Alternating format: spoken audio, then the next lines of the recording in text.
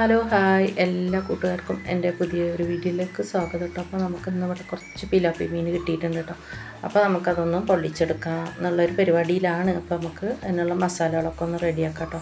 അപ്പോൾ ആദ്യം കുറച്ച് മുളക് പൊടി ഇട്ട് കൊടുത്തിട്ടുണ്ട്, പിന്നെ കുറച്ച് മഞ്ഞൾപ്പൊടി, കുറച്ച് കുരുമുളക് പൊടി, കുറച്ച് ഉപ്പ്, പിന്നെ കുറച്ച് ചെറുനാരങ്ങ നീരും വെളിച്ചെണ്ണയും കൂടെ ഒഴിച്ച് കൊടുത്തിട്ട് നമുക്കൊന്ന് അത് മസാല ഒന്ന് റെഡിയാക്കി എടുക്കാം കേട്ടോ.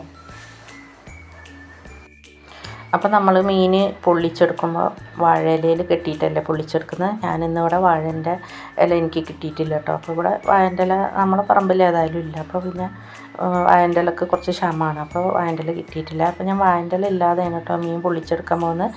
അപ്പോൾ അതെങ്ങനെയാണെന്നൊക്കെ നമുക്കൊന്ന് നോക്കാം കേട്ടോ. അപ്പോൾ മസാല തേച്ച് വെച്ചിട്ട് അരമണിക്കൂറായിട്ടുണ്ട് കേട്ടോ. അപ്പോൾ ഞാൻ വെളിച്ചെണ്ണയിലാണ് മീൻ പൊരിച്ചെടുക്കുന്നത്. അപ്പോൾ നമുക്ക് കറിവേപ്പിൻ്റെ ഇല ഇട്ട് കൊടുക്കാം, എന്നിട്ട് മീൻ ഓരോന്നായിട്ടേക്ക് വെച്ച് കൊടുക്കാം കേട്ടോ.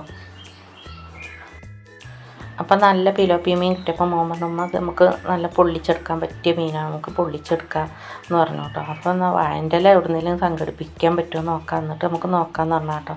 അപ്പോൾ വാഴൻ്റെ ഇല ഒന്നും കിട്ടിയില്ല. അപ്പോൾ വാഴൻ്റെ ഇല ഇല്ലാതെ നമുക്കൊന്ന് എങ്ങനെയും ചെയ്യാൻ പറ്റുമോ എന്നുള്ളൊരു ഐഡിയക്കാണ് കേട്ടോ അപ്പോൾ മീനൊക്കെ പൊരിച്ച് പൊള്ളിക്കാൻ നിൽക്കുന്നത്. അപ്പോൾ മീൻ പൊരിക്കലൊക്കെ കഴിഞ്ഞിട്ടുണ്ട്. അപ്പോൾ ഇനി നമുക്ക് ആ എണ്ണയിലോട്ട് തന്നെ ഉള്ളിയൊക്കെ ഇട്ട് കൊടുക്കാം. അതിന് ഞാൻ 2 ഉള്ളി എടുത്തിട്ടുണ്ട് കേട്ടോ, ചെറുതായി അരിഞ്ഞിട്ട്. അപ്പോൾ ഉള്ളി വാടാനുള്ള ഉപ്പും കൂടെ ഇട്ടിട്ട് നമുക്ക് നല്ലൊന്ന് ഇളക്കി കൊടുക്കാം കേട്ടോ. അതിൻ്റെ കൂടെ തന്നെ ഒരു പച്ചമുളകും കൂടി ഇട്ട് കൊടുക്കുന്നുണ്ട്. അപ്പോൾ ഉള്ളിയൊക്കെ ഒന്ന് നല്ലോണം ഒന്ന് വാടി വന്നപ്പോൾ തക്കാളി, ഇഞ്ചി, വെളുത്തുള്ളി പേസ്റ്റ് ഇത് രണ്ടും കൂടി ഇട്ട് കൊടുത്തിട്ട് നല്ലൊന്ന് ഇളക്കി കൊടുക്കുന്നുണ്ട് കേട്ടോ. അപ്പോൾ തക്കാളി ഉള്ളിയൊക്കെ വാടി വന്നതിന് ശേഷം അതിലേക്ക് 2 അല്ലി കറിവേപ്പിൻ്റെ ഇലയും കൂടി ഇട്ട് കൊടുത്തിട്ട് കുറേശ്ശെ മഞ്ഞൾപ്പൊടി, മുളകും പൊടിയൊക്കെ ഇട്ട് കൊടുക്കുന്നുണ്ട്.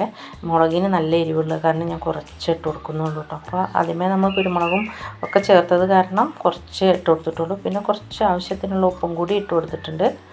അപ്പോൾ ഇനി ഇതെല്ലാം കൂടെ ഒന്ന് നല്ലോണം ഒന്ന് വഴറ്റിയെടുക്കാം കേട്ടോ.